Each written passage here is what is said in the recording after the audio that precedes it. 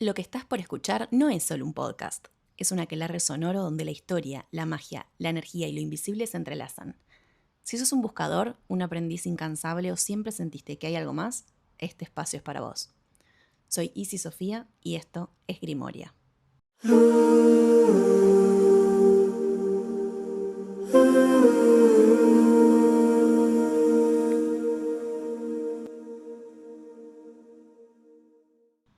Siempre hubo mujeres con saberes, mujeres que conocían las plantas, los ciclos del cuerpo, los partos, los remedios. Conocimientos que no estaban en libros en sí, sino en la experiencia y en la transmisión de generación en generación. En muchas comunidades estas mujeres, estas personas eran necesarias, eran respetadas, eran consultadas, pero ese mismo saber en determinados momentos empezó a despertar sospecha. Lo que antes era tan normal, necesario para una comunidad, pasó a verse como peligro. Y esa figura, sanadora, partera, consejera, fue reducida a una sola cosa, la bruja. Te voy a contar cómo nace la figura de la bruja, pero antes quiero que te prepares tu infusión de preferencia, prepárate unos mates, hacete un cafecito o un tecito, ponete a lavar los platos, que esto va para un ratito. Bueno, vamos a empezar un poco con la historia porque es importante para entender cómo se construye la figura de la bruja. Y podemos empezar diciendo que cuando el cristianismo se expandió por Europa, ya existían muchas prácticas populares, folclóricas, rituales, fiestas ligadas a la tierra, curaciones caseras, creencias en espíritus paganos. Y durante bastante tiempo la iglesia convivió con eso, no lo veía como una amenaza real.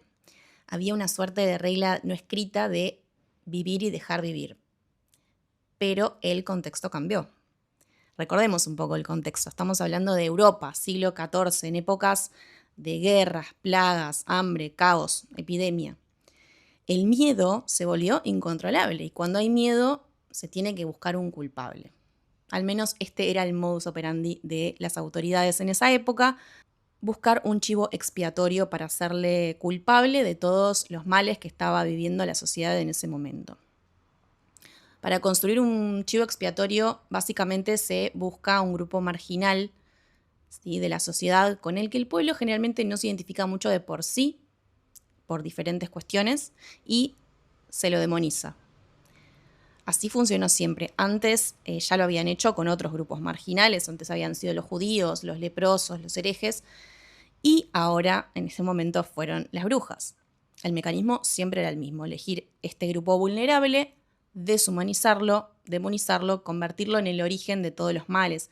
Así las autoridades descargaban su responsabilidad en ese grupo y ellos no tenían nada que ver. Más allá de eso, en esos tiempos, como dije antes, había como muchas creencias populares previo a toda la cristianización. Se creía en viajes espirituales, en presencias invisibles, rituales de protección. Todo eso empezó a reinterpretarse como pruebas de un pacto con el diablo, etc. Lo que antes se veía como algo espiritual o simbólico normal de creencias de pueblo, pasó a considerarse demoníaco. Ahí empieza más o menos a construirse realmente la figura de la bruja. De hecho, se creía mucho en un espíritu, en un mal espíritu que le decían la bruja, pero no es la que estamos hablando ahora de la que se construyó la persona, sino decía que la bruja, las brujas eran malos espíritus que se decía que pasaban por las casas, que generaban pesadillas, mataban niños, arruinaban las cosechas. O sea, era una creencia del pueblo, del folclore, pero que es algo que se le tenía miedo, ¿no? O sea, no era un espíritu benefactor. De ahí agarraron después esa idea de esta bruja del mal espíritu para conectarla con la bruja que querían formar, ¿no? Que después vamos a ver, alguna de las cosas que decían de la bruja era que las brujas mataban niños. Eso se sacó de este espíritu pagano malo que se creía en ese momento. También se creía en las comitivas espectrales, que eran también grupos de espíritus que volaban y también pasaban por las casas. Había malignas y había benefactoras.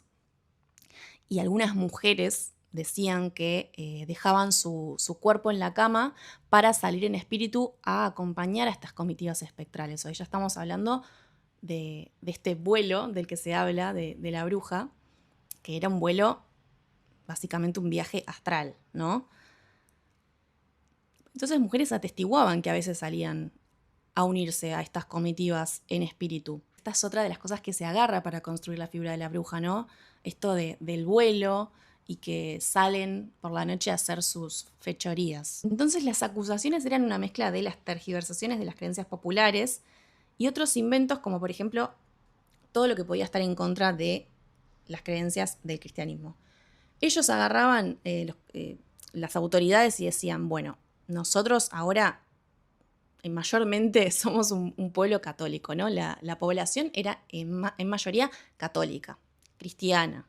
Entonces decían, bueno, ya que tenemos que construir una figura para designar un nuevo crimen, que es el crimen de brujería que antes no existía, pero de ahora en más va a ser un crimen, tenemos que dar razones para que la gente, más allá de que en principio no se identifica y no simpatiza mucho por este grupo social, tenemos que darle más razones para que los odien y para que de verdad crean que son los culpables de todo lo que está pasando en la sociedad.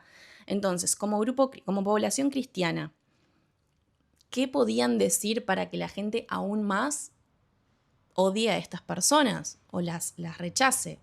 Y bueno, todo lo que vaya en contra de las creencias de la iglesia o en contra del cristianismo. ¿Cuáles son algunos de los valores del cristianismo? Bueno, la familia, por ejemplo, el bienestar de la familia. Vamos a agarrar de esta creencia de que creen en el mal espíritu de la bruja que mata niños, vamos a decir que las brujas, que estas personas matan niños también, cometen infanticidio. ¿Qué otra cosa es importante para la iglesia? Y bueno, la creencia en Dios, ¿no? Bueno, vamos a decir que estas, cuando salen en espíritu, como las comitivas espectrales estas que creen, vamos a decir que es para hacer pactos con el diablo, ¿no? El enemigo de la iglesia. Y así entre otras cosas, ¿no? Fueron construyendo basándose en diferentes cosas y ahí la gente obviamente odiaba aún más, porque se decía que las cosechas que estaban arruinadas era obra de una bruja, porque decían que también envenenaban los pozos de agua, o sea, eran unas HDP. Normal que la gente empezara con esa histeria colectiva. Y en 1484, el Papa Inocencio VIII declaró que la brujería era una amenaza real, o sea, pasó de ser algo que nosotros le tememos en el pueblo, pasó de ser algo rechazado a ser algo oficial, ¿sí? Y ahí aparece Heinrich Kramer, que era un inquisidor, con el Maleus Maleficarum, que era básicamente un libro en el que él recolectaba, en base a su experiencia, entre comillas, ¿no? Lo que él creía que era cómo identificar, interrogar, castigar a las brujas. O sea, y este libro se convirtió en una herramienta para la persecución, era como la Biblia de cómo identificar una bruja. Se podía llamar cómo identificar una bruja en 10 pasos de forma irracional, ¿no? Pero bueno, y para que veas lo irracionales que son algunas de las cosas, esto era una de las cuestiones que nombraba el manual de cómo identificar a una bruja. La marca del diablo. La marca del diablo podía ser un lunar, una verruga, una mancha, que era señal de que el diablo se alimentaba de ellas, ¿no? Para eso, las inspeccionaban desnudas, pinchaban en ese lugar con una aguja y si no sangraba o no dolía, eso era una prueba. Otra era tirar a la sospechosa atada de pies y manos al agua. Si flotaba, que era que el agua la rechazaba, era bruja. Si se hundía, era inocente. Pero se ahogaba, o sea, me está jodiendo, tipo... Bueno, así era todo, ¿no? Otra era la confesión bajo tortura. Si confesaba, era bruja. Si no confesaba, la bruja estaba siendo protegida por el diablo, o sea, más tortura. Otra vez, ¿me está jodiendo? Bueno. Después, si alguien decía que la había visto en sueños o que una tormenta venía después de discutir con ella, ya era una bruja. O sea, nada, si era viuda, era bruja. Si era soltera, era bruja. Si era partera, era bruja. Si era curandera, era bruja. Si conocía de hierbas o medicina tradicional, era bruja. Si era una mujer independiente, era bruja. Acá tenemos un caso real, que es el caso de Úrsula Kemp en Inglaterra en 1582. Ella era partera y era curandera del pueblo. Básicamente sabía demasiado sobre muchas cosas, sobre medicina natural. La necesitaba demasiado la gente. Dejó de convenir porque también la iglesia quería que la medicina sea manejada por hombres cristianos. Entonces, ¿qué usaron contra ella? Unas vecinas declararon que después de discutir con ella sus hijos se enfermaron o murieron. Una niña dijo que Úrsula tenía familiares espirituales, o sea, espíritus en forma de animales. También la acusaron de invocar males a distancia. Y ella confesó bajo presión y bajo amenaza, ¿sí? Porque cuando te están torturando, en ese momento, ya con tal de que te dejen de torturar, confesás, sí, hice todo lo que vos decís, porque total es como un acto de desesperación. Entonces esas acusaciones eran arrancadas y forzadas, claramente. Ella terminó confesando no porque creyera que era bruja, sino porque sabía que resistirse era peor. Pero bueno, el resultado fue condenada y fue ejecutada en 1582.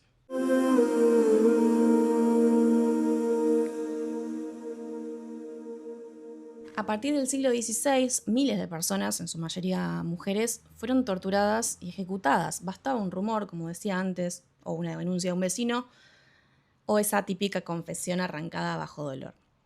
No se perseguía solo la magia, se perseguía a mujeres solas, pobres, incómodas, diferentes, sabias. Porque había magia a los ojos de todo el mundo y era normal en esa época. Siempre pongo el ejemplo de John Dee, que era el astrólogo de la reina Isabel I, que hablaba con los ángeles y predecía el futuro en su bola de cristal. Él nunca fue acusado, era un hombre de la corte. ¿Se entiende la diferencia de qué era lo que era perseguido? Más allá era la brujería porque mujeres adoraban al diablo y no los hombres magos que lo rechazaban.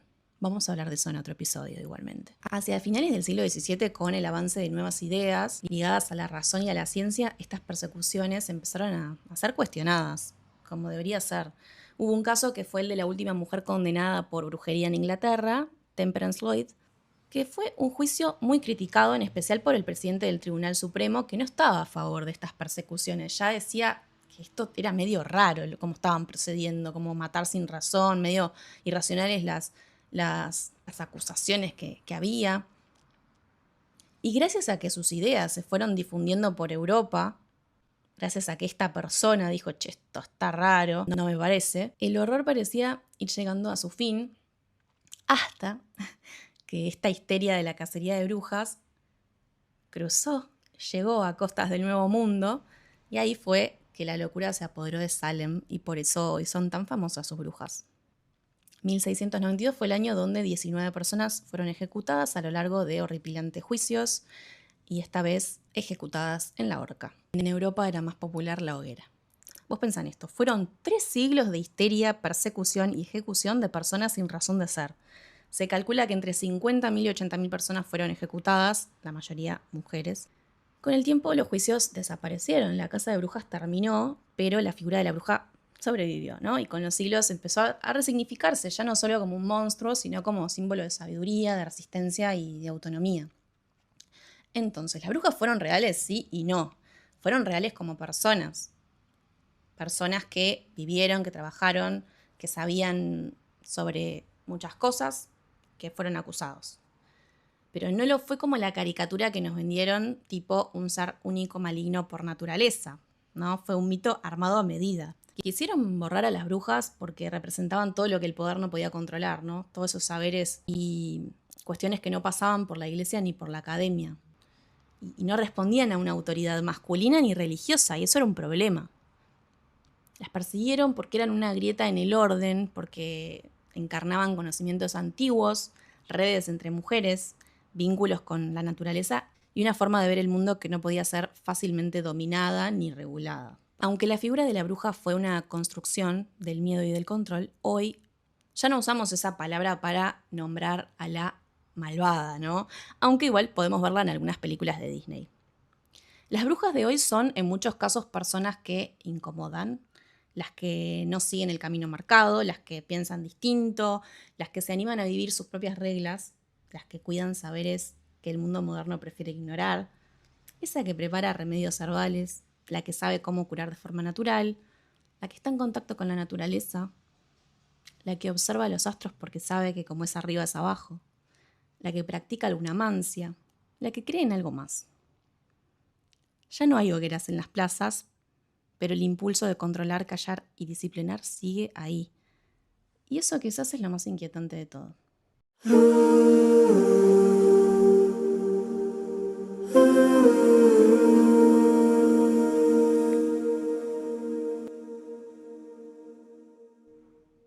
Y bueno amigos, eso ha sido todo por hoy. Si te gustó este episodio, puedes dejar un comentario, compartirlo con alguien que crea que las brujas son solo cuentos y venir al próximo episodio donde vamos a hablar del starter pack de la bruja. ¿Por qué tenían escobas y sombreros? Te abrazo con el alma y nos vemos en el siguiente episodio.